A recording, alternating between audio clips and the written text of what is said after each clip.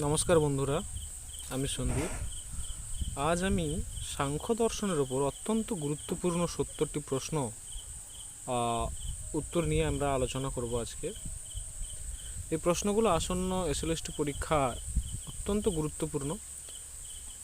যদি এই 70টি প্রশ্ন সাংখ্য দর্শন থেকে তোমরা রেডি করতে পারো, তাহলে আশা করা যায় সাংখ্য দর্শন থেকে যে কোনো ধরনের প্রশ্ন তোমাদের জিজ্ঞাসা করা হোক না কেন, তোমরা সেই প্রশ্নের যথাযথ উত্তর দিতে পারবে আমি আশা রাখি।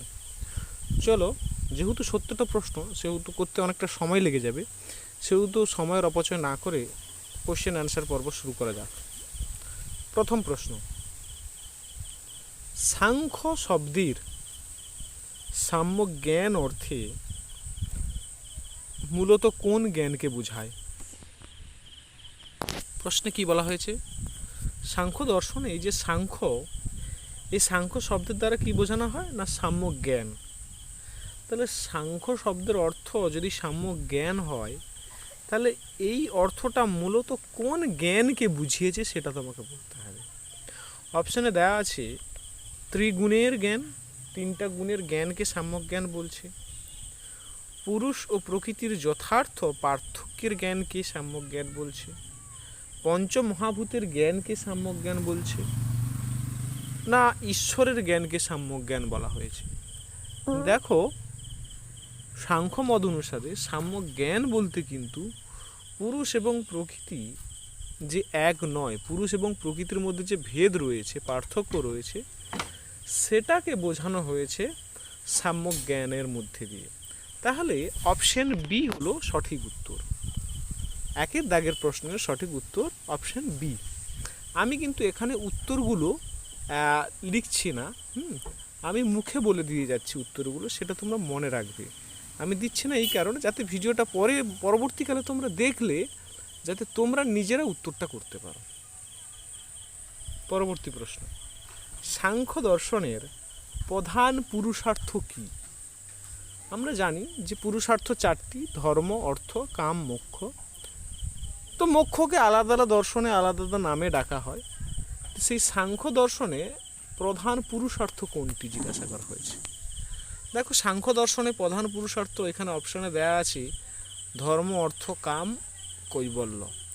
তাহলে সাংখ্য দর্শনে মুক্তিকে কৈবল্য বলা হয়, তাহলে অপশান ডি হলো যথার্থ উত্তর। পরবর্তী প্রশ্ন,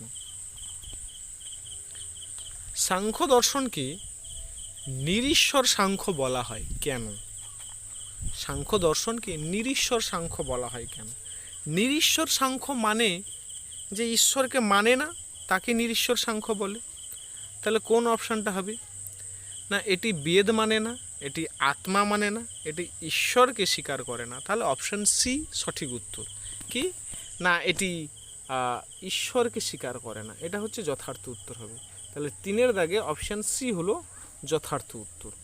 পরবর্তী প্রশ্ন, যোগ দর্শনকে শেষস্বর সাংখ্য বলা হয় কারণ? যোগ দর্শনকে শেষস্বর সাংখ্য বলা হয়। শেষস্বর সাংখ্য কেন? কারণ যোগ দর্শনে অতিরিক্ত পদার্থ হিসাবে ঈশ্বরকে স্বীকার করা হয়েছে এবং বলা হয়েছে এই পুরুষ প্রকৃতি ছাড়াও, অর্থাৎ পঞ্চবিংশতি তত্ত্ব ছাড়াও, সাংখ্য দর্শন ছাড়াও ঈশ্বরকে স্বীকার করা হয়েছে। কারণ ঈশ্বরকে যদি না স্বীকার করা হয়, তাহলে এই জগতের কারণ, বেদে যে ঈশ্বরের উল্লেখ রয়েছে বা বেদের সৃষ্টিকর্তা রূপে যে ঈশ্বর রয়েছে, জীবের এই যে কর্মফল দাতা কর্তা রূপে একজনকে স্বীকার করা প্রয়োজন, সে হচ্ছে কে? ঈশ্বর। তাহলে যোগ দর্শনে ঈশ্বর স্বীকৃত এবং ঈশ্বরকে স্বীকার করার কারণে যোগ দর্শনকে শেষস্বর সাংখ্য বলা হয়। তাহলে 8 দাগের কোন অপশানটা ঠিক হবে? না যোগ দর্শনে ঈশ্বর স্বীকৃত, অর্থাৎ 8 দাগে বি হলো যথার্থ উত্তর। পরবর্তী প্রশ্ন, সাংখ্য মতে জগতের উপাদান কারণ কি? সাংখ্য মতে জগতের উপাদান কারণ কি? দেখো, সাংখ্যরা যেহেতু আস্তিক দার্শনিক, তারা বেদের প্রামাণ্যকে স্বীকার করে কিন্তু তারা ঈশ্বরকে স্বীকার করে না, সেহেতু তারা জগতের উপাদান কারণ রূপে কি স্বীকার করেছে? অপশানে দেওয়া আছে, দেখো, পুরুষ, ঈশ্বর, প্রকৃতি, কাল। জগতের উপাদান কারণ রূপে সাংখ্য দার্শনিকরা প্রকৃতিকে স্বীকার করে, কারণ জগৎ হলো প্রকৃতির পরিণাম সাংখ্যদের মত অনুসারে। পরবর্তী প্রশ্ন, সাংখ্য দর্শনের কার্যকারণ মতের অপর নাম কি? সাংখ্য দর্শনে যে কার্যকারণ তত্ত্ব রয়েছে সেই তত্ত্বের অপর নাম কি? আরম্ভবাদ, বিবর্তবাদ, পরিণামবাদ, শূন্যবাদ। সাংখ্য দর্শনের কার্যকারণ তত্ত্বের অপর নাম হলো পরিণামবাদ। অপশান সি হলো যথার্থ উত্তর। দেখো, আমি যেই প্রশ্নগুলো উত্তর বলে যাচ্ছি এখানে কিন্তু উত্তর দেওয়া নেই, আমি মুখে উত্তরগুলো বলছি। তোমরা কিন্তু কমেন্টে অবশ্যই জানিও নিজে থেকে কতগুলো প্রশ্নের উত্তর তোমরা যথার্থ দিতে পারলে। অবশ্য এই ভিডিওটির শেষে আমি সমস্ত উত্তর পিডিএফ আকারে রেখেছি, সেগুলো কেউ যদি আমাকে কমেন্ট করে তাহলে আমি কিন্তু সেগুলো তোমাদের প্রদান করে দেব। পরবর্তী প্রশ্ন, কার্য পূর্ব থেকেই কারণের মধ্যে নিহিত থাকে। কার্যটা পূর্বে থেকেই, আগে থেকেই কারণের মধ্যে নিহিত থাকে, এটি কোন মতের মূল বক্তব্য?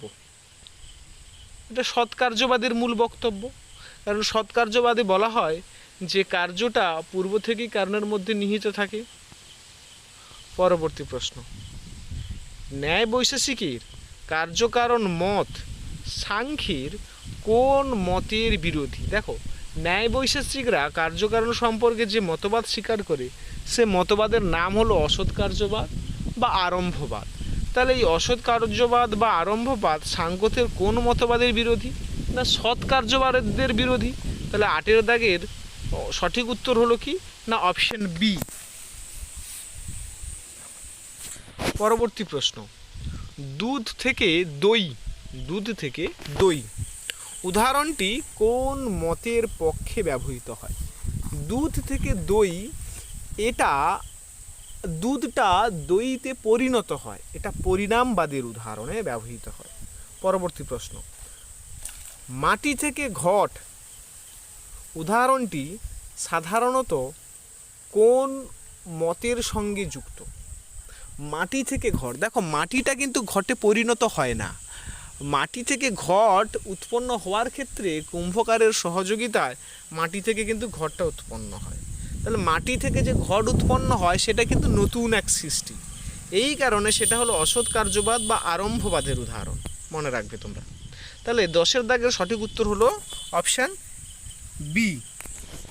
পরবর্তী প্রশ্ন, সৎ কার্যবাদের অসৎ কারণাৎ যুক্তির তাৎপর্য কি?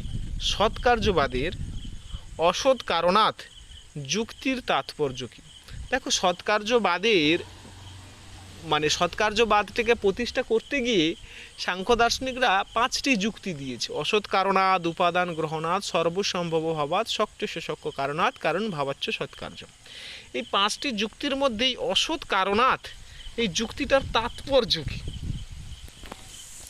অপশানে কি দেওয়া আছে দেখো, অপশানে দেওয়া আছে সব কিছু থেকে সব কিছু উৎপন্ন হয়, এটা হবে না। কারণ এবং কার্য অভিন্ন নয়, মানে কারণ এবং কার্য অভিন্ন নয় মানে এক নয়, আলাদা। তারপরে বলছে যা নেই তা থেকে কিছু উৎপন্ন হতে পারে না, মানে অসৎ থেকে কোনো কিছু উৎপন্ন হতে পারে না। তাহলে এটাই হচ্ছে যথার্থ উত্তর। তাহলে 11 দাগের অপশন সি হচ্ছে রাইট অ্যান্সার। পরবর্তী প্রশ্ন, উপাদান গ্রহণাৎ যুক্তি দ্বারা কি বোঝানো হয়েছে? উপাদান গ্রহণাৎ যুক্তির দ্বারা কি বোঝানো হয়েছে? তাহলে এটাও হলো সৎকার্যবাদীর সপক্ষে একটা যুক্তি। সেখানে কি বোঝানো হয়েছে?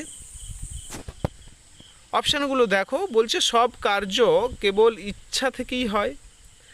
তারপরে বলছে কার্য সৃষ্টির জন্য নির্দিষ্ট উপাদান কারণ দরকার, এটা হচ্ছে যথার্থ উত্তর।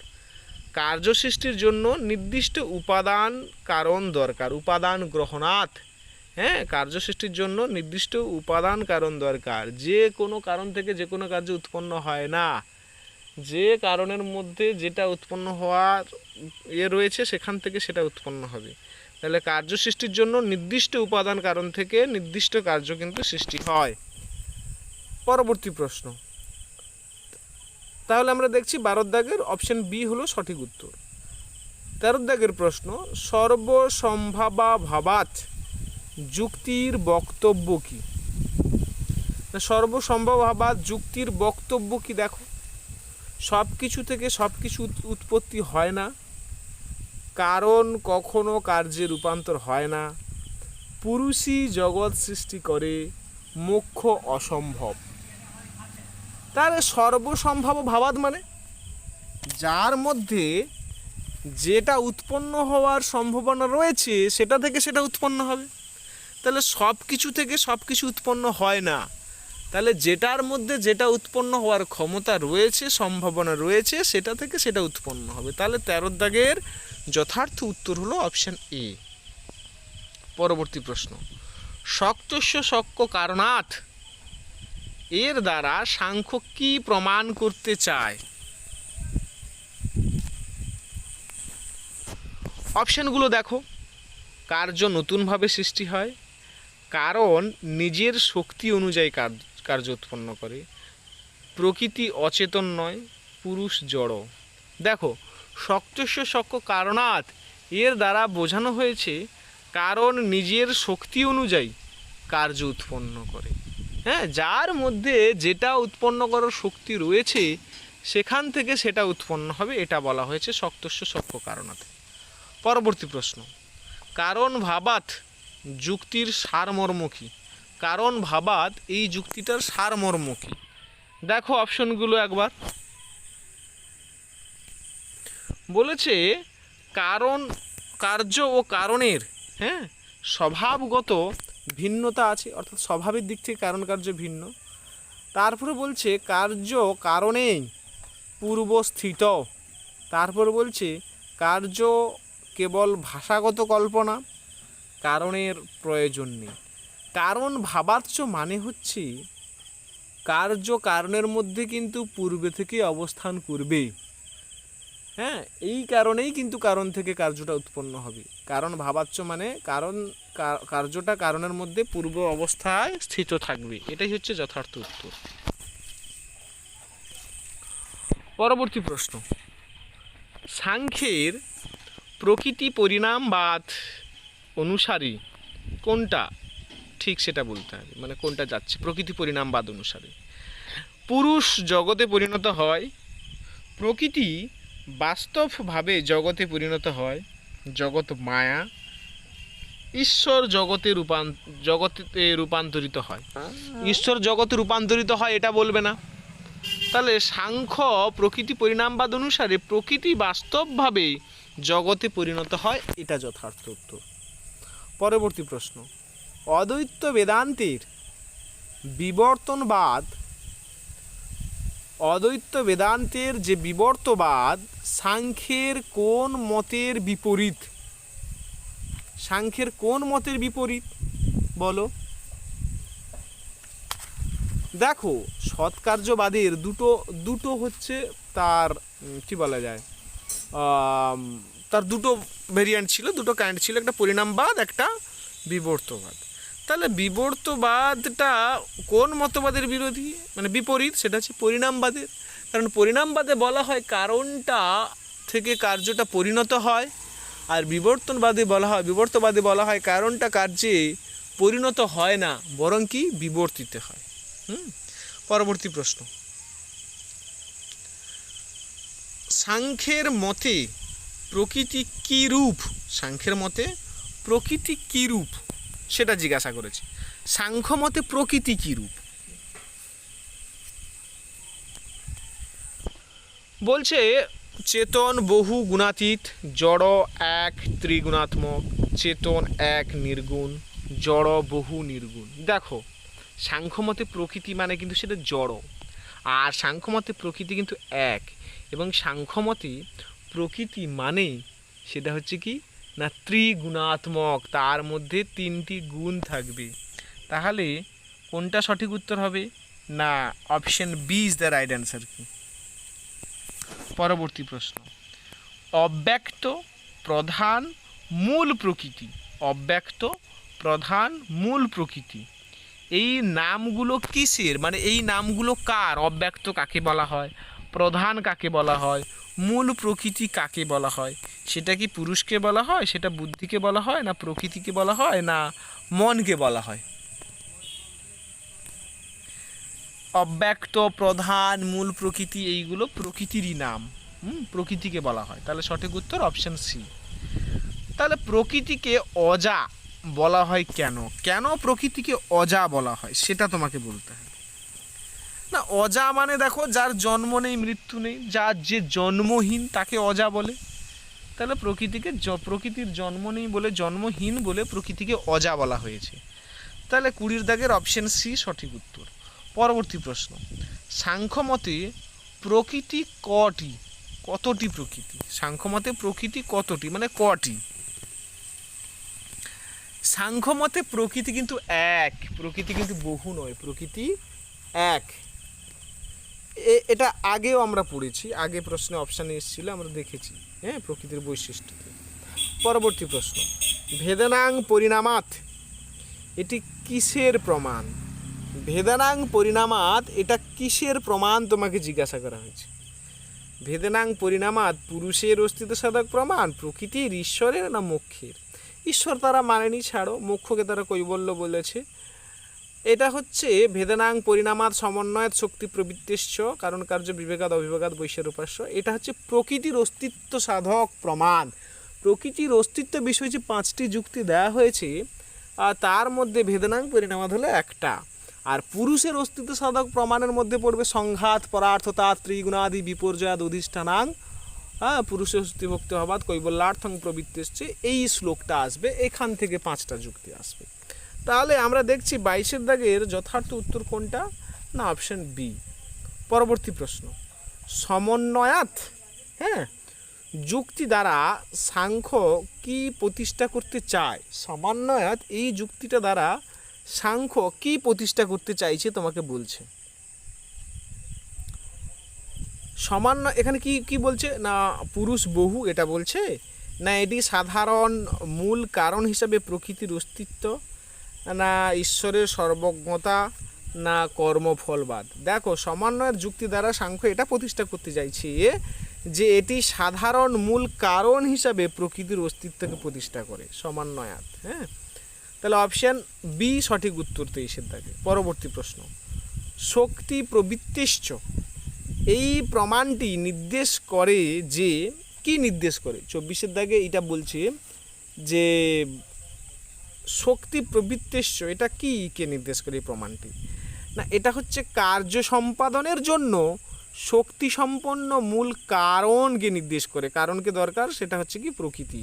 তাহলে শক্তি প্রবৃত্তিশ্চ বলতে বোঝাচ্ছে কার্য সম্পাদন করার জন্য শক্তি সম্পন্ন একটা মূল কারণ দরকার, সেই মূল কারণটা হচ্ছে প্রকৃতি। এই শক্তি প্রবৃত্তিশ্চের মধ্যে দিয়ে প্রকৃতির অস্তিত্ব সাধক প্রকৃতি যে রয়েছে সেটা প্রমাণ করা হয়েছে। পরবর্তী প্রশ্ন, অবিভেগাত বৈশারূপাস্য প্রমাণে মূলত কোন অবস্থা ধরা হয়? অবিভেগাত বৈশারূপাস্য এই প্রমাণে মূলত ধরা হয় প্রলয়কালে কার্যসমূহের অব্যক্ত অবস্থায় লয়। এটা কোনো জাগ্রত অবস্থা নয়, এটা স্বপ্ন অবস্থা নয়, এটা মোক্ষ অবস্থা নয়, বরং এটা হচ্ছে প্রলয়কালে কার্যসমূহের অব্যক্ত অবস্থার লয়। পরবর্তী প্রশ্ন, প্রকৃতি কখন অব্যক্ত অবস্থায় থাকে? প্রকৃতি কখন অব্যক্ত অবস্থায় থাকে? দেখো, প্রকৃতির না, দেখো, একটা হচ্ছে প্রকৃতির সাম্য অবস্থা। প্রকৃতি কি না, প্রকৃতি হচ্ছে শত রজ তমগুণের সাম্য অবস্থা। তাহলে বলছে, এখানে প্রশ্নে জিজ্ঞাসা করা হয়েছে প্রকৃতি কখন অব্যক্ত অবস্থায় থাকে। না, যখন গুণত্রয়ের অর্থাৎ শত রজ তম এই 3টি গুণ, হ্যাঁ, সাম্য অবস্থায় থাকে, সমান অবস্থায় থাকে, অর্থাৎ শত রজের উপরে, রজ তমের উপরে, তম শতর উপরে বা রজ শতর উপরে প্রভাব বিস্তার করে না, যখন সম অবস্থায় বিরাজ করে, তখন হচ্ছে সেই অবস্থাটাই হচ্ছে অব্যক্ত অবস্থা। পরবর্তী প্রশ্ন, তাহলে 26 দাগে সঠিক উত্তর কোনটা? Option B.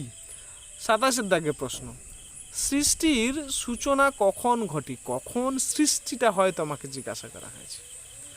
না পুরুষের বিনাশের ফলে সৃষ্টি হয়, না বলছে সৃষ্টির সূচনাটা হয় কিন্তু গুণত্রয়ের বৈষম্যের ফলে। যখন গুণগুলোর মধ্যে বৈষম্য হয়, বৈষম্য সৃষ্টি হয়, হ্যাঁ, রজের আধিক্য বাড়ছে বা তমর আধিক্য বাড়ছে, কি বলা যায়, শতর আধিক্য বাড়ছে, সেই বৈষম্য অবস্থায় কিন্তু কি হয় না সৃষ্টির সূচনা হয়। তাহলে 27-এর দাগে কি অপশান বি হলো সঠিক উত্তর। পরবর্তী প্রশ্ন, নিচের কোনটি শতগুণের লক্ষণ নয়? কোনটি শতগুণের লক্ষণ নয়? শতগুণের লক্ষণ নয় যেটা, সেটা হলো কি না আবরণ।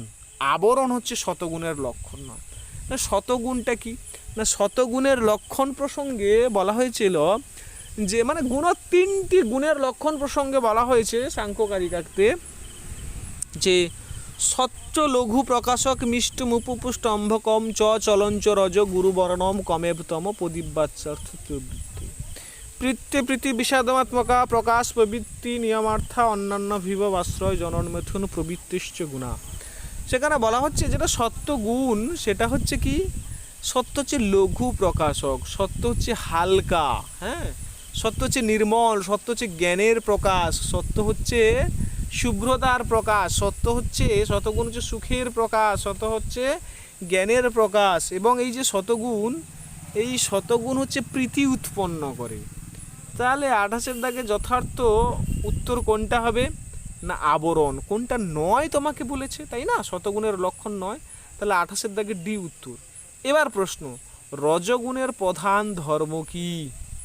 রজগুণের প্রধান ধর্ম হচ্ছে স্থিরতা। রজগুণের প্রধান ধর্ম কি তোমাকে জিজ্ঞাসা করা হয়েছে। দেখো রজগুণ কি না চলঞ্চ রজ, রজগুণ হচ্ছে কি না চঞ্চল। তাহলে রজগুণ যদি চঞ্চল হয় তাহলে এটা কোনটা হবে? দেখো জ্ঞান, হ্যাঁ, জ্ঞানটা কার মধ্যে পড়বে? জ্ঞানটা শতগুণের মধ্যে, ক্রিয়াটা চঞ্চল, ক্রিয়া বিষয়বস্তুর মধ্যে ক্রিয়া তৈরি করে। তাহলে রজগুণের প্রধান যে ধর্ম সেটা হচ্ছে ক্রিয়া, আর আবরণ স্থিরতা এইটা হচ্ছে তমগুণের ধর্ম। তাহলে 29-এর দাগে যথার্থ উত্তর কোনটা না অপশান বি। পরবর্তী প্রশ্ন, তমগুণের সঙ্গে কোনটি যুক্ত? তমগুণের সাথে কোনটি যুক্ত বলেছে বলো? আলোক, বৈরাগ্য, মোহ, আচ্ছাদন, ঊর্ধ্বগতি। দেখো আলোক যেটা সেটা কিন্তু শতগুণের সঙ্গে, বৈরাগ্যও যাবে। 30-এর দাগে যে বলেছে যে তমগুণের সঙ্গে কোনটি যুক্ত, সেটা হচ্ছে মোহ ও আচ্ছাদন।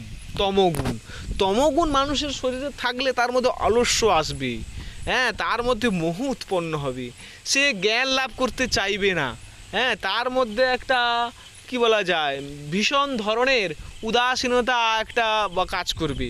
তো এইটা হচ্ছে মোহ এবং আচ্ছাদন, এটা হলো কি না তমগুণের সঙ্গে যুক্ত। পরবর্তী প্রশ্ন, প্রকাশক এই বৈশিষ্ট্যটি কোন গুণের? প্রকাশক বৈশিষ্ট্যটা কোন গুণের না সত্য লঘু প্রকাশক। সত্যগুণ হচ্ছে হালকা, সেটা হচ্ছে প্রকাশক ধর্ম, তার মধ্যে থাকে বিষয়বস্তুকে প্রকাশ করতে চায়। তাহলে প্রকাশক ধর্ম থাকে, এই বৈশিষ্ট্যটা থাকে শতগুণের মধ্যে, তাহলে অপশান এ। পরবর্তী প্রশ্ন, কর্মে প্রেরণা দেয়, এটি কার কাজ? কর্মে প্রেরণা দেয়, হ্যাঁ, এটি কার কাজ? শত, রজ, তম না বুদ্ধি? কর্মে প্রেরণা দেয় কিন্তু রজগুণ, হ্যাঁ, কারণ ক্রিয়া, হ্যাঁ, ক্রিয়াটা কার রয়েছে? রজগুণের, এই কারণে 32-এর দাগের বি উত্তর। তারপরে অজ্ঞতা, অলসতা, হ্যাঁ, স্থবিরতা, এইগুলো যে সৃষ্টি হয় এটা কোন গুণের জন্য হয়? এটা হচ্ছে তমগুণের জন্য হয়, তাহলে 33-এর দাগের সি উত্তর। পরবর্তী প্রশ্ন, সাংখ্যমতে প্রকৃতির প্রথম বিকার কি? সাংখ্যমতে প্রকৃতির প্রথম বিকার কি না সাংখ্যমতে প্রকৃতির প্রথম বিকার হলো মহৎ বা বুদ্ধি। মহৎ বা বুদ্ধি থেকে উৎপন্ন হয় অহংকার, তাই না? তাহলে আমাকে প্রথমটা জিজ্ঞাসা করেছে, তাহলে প্রথম বিকার হলো মহৎ বা বুদ্ধি, অপশান সি উত্তর। পরবর্তী প্রশ্ন 35-এর দাগে, মহৎ ব্যক্তিগত স্তরে কি নামে পরিচিত? মহৎটা ব্যক্তিগত স্তরে কি নামে পরিচিত? বুদ্ধি নামে পরিচিত, এই জন্য মহৎ বলা হয় বা বুদ্ধি বলা হয়। ব্যক্তিগত স্তরে সেটা বুদ্ধি। তারপরে বুদ্ধির প্রধান কাজ কোনটি? বুদ্ধির প্রধান কাজ কোনটি?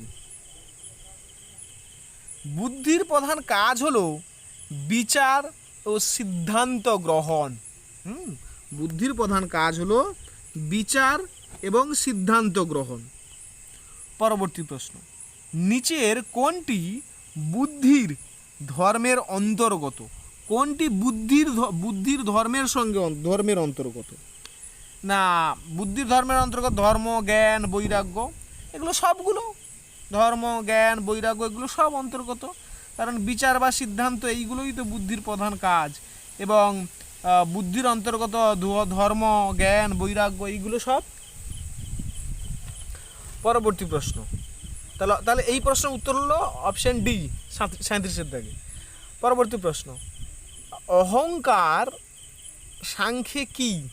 অহংকার কি? সাংখ্য মতে এই অহংকারটা কি, তোমাকে সেটা জিজ্ঞাসা করছি।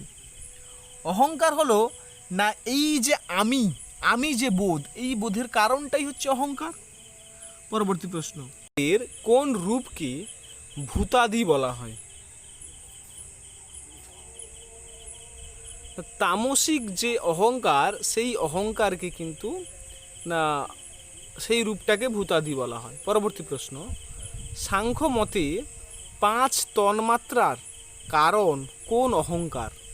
5 তন্মাত্রা, পঞ্চতন্মাত্রার কারণ যে অহংকার সেটা হচ্ছে ভূতাদি অহংকার, মানে এই ক্ষিতিয়াব, তেজ, মরুত, হ্যাঁ বোম, এই যে 5টা ভূত, সেই ভূতাদি অহংকারই হচ্ছে পঞ্চতন্মাত্রার কারণ। পরবর্তী প্রশ্ন, তাহলে 40-এর দাগের অপশন সি। পরবর্তী প্রশ্ন, মনের উৎপত্তি হয়, মনের উৎপত্তি কোত্থেকে হয় জিজ্ঞাসা করেছে। না, মনের উৎপত্তি হয় সাত্ত্বিক আর ওই যে বৈকারিক যে অহংকার, সেটা থেকে, সাত্ত্বিক অহংকার থেকেই কিন্তু হচ্ছে মনের উৎপত্তি হয়। মহৎ থেকে মনের উৎপত্তি হয়, সাত্ত্বিক বৈকারিক অহংকার থেকে উৎপন্ন হয়, না তামসিক অহংকার থেকে, না পুরুষ থেকে? মনের উৎপত্তি হয় কিন্তু সাত্ত্বিক বৈকারিক অহংকার থেকে। পরবর্তী প্রশ্ন, মনকে উভয় ইন্দ্রিয় বলা হয় কেন? মনকে উভয় ইন্দ্রিয় বলা হয় কেন? না এটি 2টি ইন্দ্রিয় দিয়ে গঠিত, না এটি জ্ঞানেন্দ্রিয়, কর্মেন্দ্রিয় উভয়ের সহায়ক, না এটি দ্বৈত প্রকৃতির, না এটি সুখ দুঃখ উভয় অনুভব করে? না এটি জ্ঞানেন্দ্রিয় এবং কর্মেন্দ্রিয় উভয়ের সহায়ক। কোনটা? না মন জ্ঞানেন্দ্রিয় এবং কর্মেন্দ্রিয় উভয়ের সহায়ক বলে এটাকে উভয় ইন্দ্রিয় বলা হয়েছে। পরবর্তী প্রশ্ন, অন্তঃকরণের 3টি অংশ কি? অন্তঃকরণের 3টি অংশ হচ্ছে কি? বুদ্ধি, অহংকার, মন। অর্থাৎ মন, বুদ্ধি, অহংকার এই 3টিকে একত্রে কি বলা হচ্ছে? অন্তঃকরণের অংশ বলা হচ্ছে। তাহলে 43-এর দাগের অপশন বি, সংকল্প বিকল্প মূলত কার কাজ? এই সংকল্প বিকল্প মূলত যার কাজ সেটা হচ্ছে মন। মন হচ্ছে সংকল্প করে, মন হচ্ছে বিকল্প গ্রহণ করে। পরবর্তী প্রশ্ন, নিচের কোনটি জ্ঞানেন্দ্রিয় নয়? তোমাকে বলছে জ্ঞানেন্দ্রিয় কোনটি নয়। তাহলে দেখো, চক্ষু, কর্ণ, নাসিকা, জিহ্বা, ত্বক এইগুলো জ্ঞানেন্দ্রিয়। তাহলে পানি যেটা, সেটা কিন্তু জ্ঞানেন্দ্রিয় নয়, সেটা হচ্ছে কর্মেন্দ্রিয়। তাহলে পানি কোন শ্রেণীর অন্তর্ভুক্ত? পানি কোন শ্রেণীর অন্তর্ভুক্ত, মানে কোন ইন্দ্রিয়ের অন্তর্ভুক্ত, তোমাকে সেটা জিজ্ঞাসা করছে। সেটা কর্মেন্দ্রিয়ের অন্তর্গত। বাক কর্মেন্দ্রিয়ের কাজ কি? বাক কর্মেন্দ্রিয়ের কাজ কি? বাক কর্মেন্দ্রিয়ের কাজ হলো কথা বলা, তাই তো? 5 জ্ঞানেন্দ্রিয়ের মধ্যে রূপ এর গ্রাহক কি? 5 জ্ঞানেন্দ্রিয় রয়েছে কি? না চক্ষু, কর্ণ, নাসিকা, জিহ্বা, ত্বক। তাহলে এই যে 5 জ্ঞানেন্দ্রিয়, এই 5টা জ্ঞানেন্দ্রিয়ের মধ্যে রূপটা কে গ্রহণ করে সেটা তোমাকে জিজ্ঞাসা করা হয়েছে। না চক্ষু গ্রহণ করে, তাহলে অপশন সি। রস এর জ্ঞানেন্দ্রিয়ের বিষয় কি? রস, রস কোন জ্ঞানেন্দ্রিয়ের বিষয়? কোন জ্ঞানেন্দ্রিয় দ্বারা রসকে আমরা পাই বলো? জিহার দ্বারা আমরা রসটাকে পাই। পরবর্তী প্রশ্ন, নিচের কোন জোড়টি সঠিক? না শব্দ, পৃথিবী, রস, জল, স্পর্শ, বায়ু, গন্ধ, তেজ, কোনটি সঠিক তোমাকে বলতে হবে? স্পর্শ, বায়ু। স্পর্শ, বায়ু এটা সঠিক। কেন? বাকি যে জোড়গুলো আছে সেগুলো ভুল। তুমি দেখো শব্দটা কার? হ্যাঁ, শব্দটা তো পৃথিবীর নয়, শব্দটা তো আকাশের। রূপ, রূপটা কার? রূপটা তো পৃথিবীর, রূপটা তো জলের নয়। গন্ধ, গন্ধটা কার? গন্ধটা তো তেজের নয়। গন্ধ কার? গন্ধ অ্যাকচুয়াল আমরা পাই কার মধ্যে দিয়ে বলো তো? মাটির মধ্যে আমরা গন্ধটা পাই, মাটির মধ্যে গন্ধ। আচ্ছা, এরপরে যে 5 তন্মাত্রার মধ্যে কোনটি আকাশের কারণ? আকাশের কারণ কোনটি তোমাকে বলছি। হ্যাঁ, আকাশের কারণ, 5 তন্মাত্রায় আকাশের কারণ কোনটি তোমাকে জিজ্ঞাসা করছে। আকাশের কারণ শব্দ। পরবর্তী প্রশ্ন, আলো ও উষ্ণতা কোন মহাভূতের বৈশিষ্ট্য? আলো ও উষ্ণতা তেজের বৈশিষ্ট্য। পরবর্তী প্রশ্ন, তরলতা ও স্বাদ এটি কোন মহাভূতের বৈশিষ্ট্য? তরলতা ও স্বাদ রয়েছে জলের, জলের মধ্যে তরলতা তার স্বাদ রয়েছে। পরবর্তী প্রশ্ন, সাংখ্যের যে 25 তত্ত্বে ন প্রকৃতি ন বিকৃতি এই শ্রেণীতে কে পড়ে? ন প্রকৃতি ন বিকৃতি, সেটা প্রকৃতিও নয়, সেটা বিকৃতও নয়, সেটার মধ্যে কে পড়ে? সেটার মধ্যে যেটা প্রকৃতিও নয়, যেটা বিকৃত নয়, সেটা পুরুষ। পুরুষ প্রকৃতিও নয় আর ন বিকৃতি, তাহলে পুরুষকে ন প্রকৃতি ন বিকৃতি বলা হয়। আচ্ছা, এরপরের প্রশ্ন, প্রকৃতি এবং বিকৃতি এই শ্রেণীভুক্ত তত্ত্ব কোন দুটি? অর্থাৎ প্রকৃতি বিকৃতির মধ্যে কোন দুটো পড়ে? প্রকৃতি এবং বিকৃতির মধ্যে কোন দুটো পড়বে? না মহৎ এবং অহংকার পড়বে। পরবর্তী প্রশ্ন, সাংখ্যমতে পুরুষ কীরূপ? সাংখ্যমতে দেখো পুরুষ কীরূপ তোমাকে জিজ্ঞাসা করেছি। পুরুষ হচ্ছে চেতন, তাই তো? পুরুষ হচ্ছে বহু পুরুষবাদ স্বীকার করা হয়। হ্যাঁ, যেখানে জনন মরণ করণা নাং প্রতিনিয়া মাদ যুগবধ এইটা বলা হয়েছে। তাহলে পুরুষ বহু, এবং পুরুষটা কি? নিষ্ক্রিয়। তাহলে অপশান বি। পরবর্তী প্রশ্ন, নিচের কোনটি পুরুষের বৈশিষ্ট্য নয়?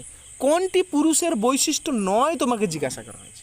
না ত্রিগুণাত্মক, ত্রিগুণাত্মকটা পুরুষের বৈশিষ্ট্য নয়, কারণ পুরুষ হচ্ছে, পুরুষের মধ্যে এই ত্রিগুণাত্মক, পুরুষ হচ্ছে গুণরহিতের মধ্যে গুণ থাকে না। হ্যাঁ, পরবর্তী প্রশ্ন,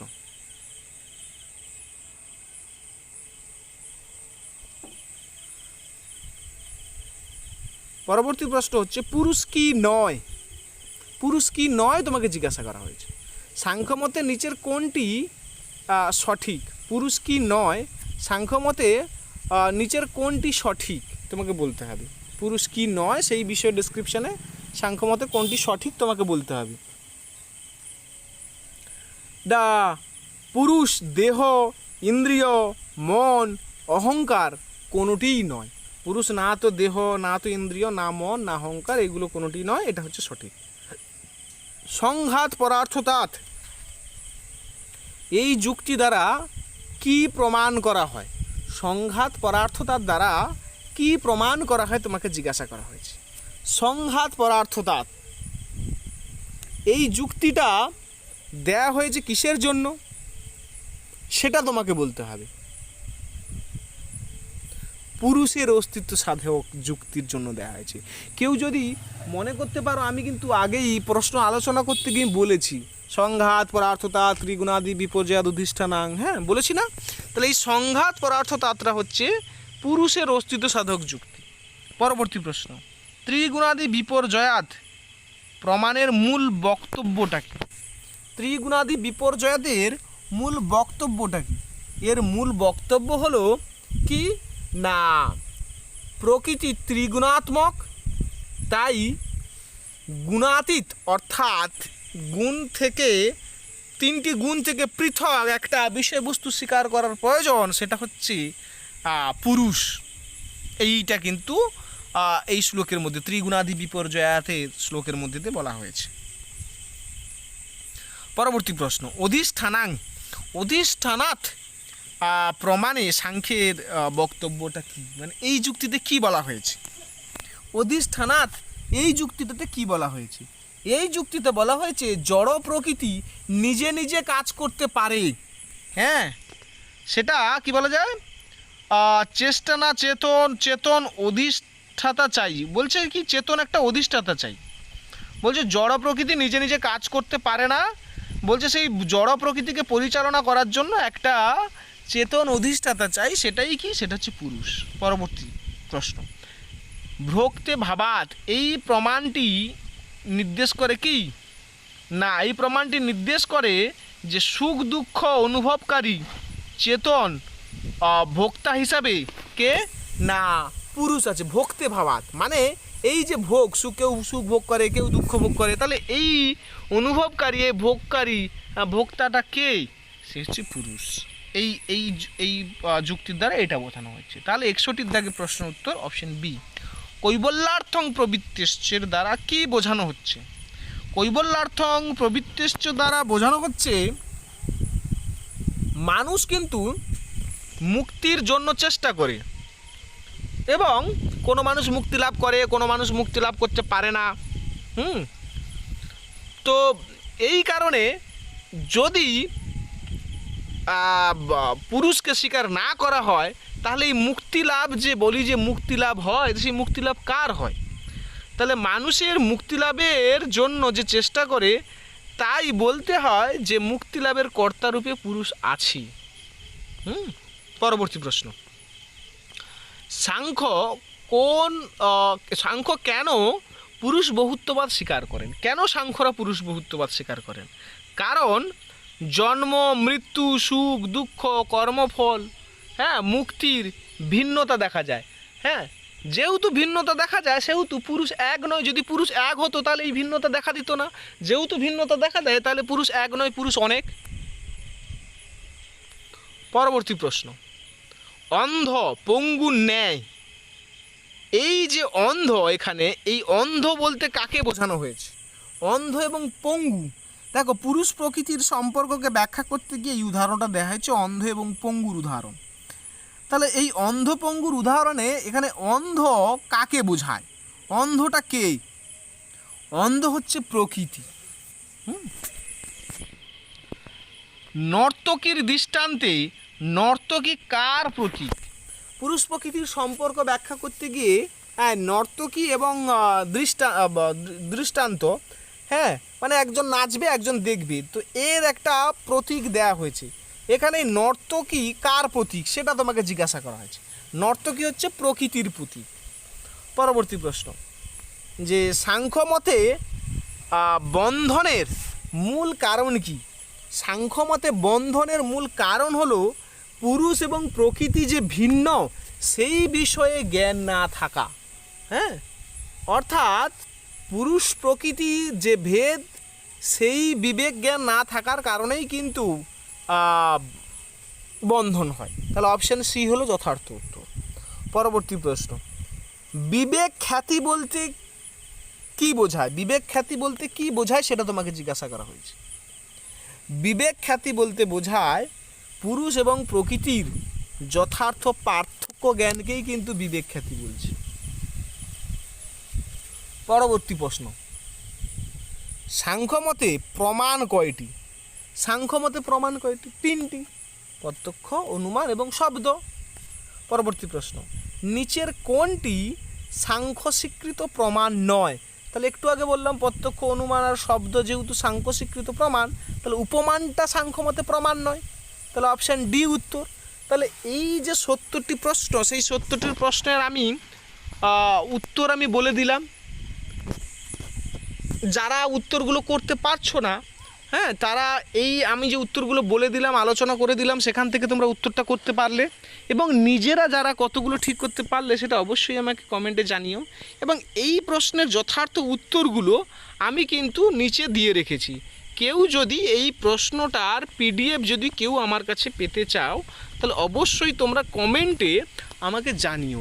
এবং আমার একটি ফ্রি হোয়াটসঅ্যাপ চ্যানেল রয়েছে, যেখানে আমি এসএলএসটির পরীক্ষার্থীদের জন্য বা যারা নেটসেটের জন্য প্রিপারেশান নিচ্ছে তাদেরকে আমি গাইড করে থাকি।